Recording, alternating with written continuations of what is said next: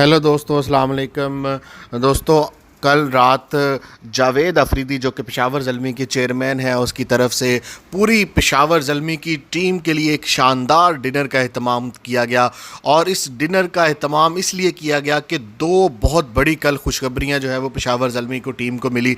एक तो मैच जीता, मैच में सबसे बड़ी जो परफॉर्म किया वो कामरान अकमल ने किया, उन्होंने सेंचुरी स्कोर की, उस सेंचुरी को सेलिब्रेट करने। और कल की सबसे बड़ी खबर जो थी वो थी कि डैरेन सेमी जो कि पेशावर ज़ल्मी के कप्तान हैं और वेस्ट इंडीज़ के खिलाड़ी हैं, उनको कल गवर्नमेंट ऑफ पाकिस्तान की तरफ से और सदर पाकिस्तान की तरफ से उनको एजाज़ी शहरियत जो है वो दे दी गई है।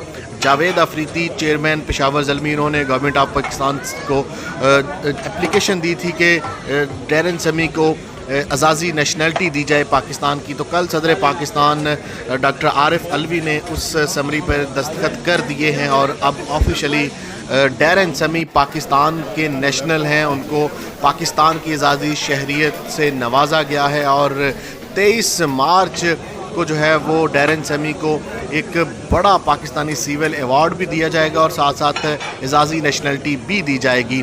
और उस खुशी को सेलिब्रेट करने, इन दो बड़ी खुशियों को सेलिब्रेट करने गुज़श्ता रात चेयरमैन जावेद अफरीदी ने एक बहुत ही शानदार डिनर का अहतमाम किया, जिसमें पूरी टीम ने शिरकत की और सेलिब्रेट भी किए गए इन खुशियों को।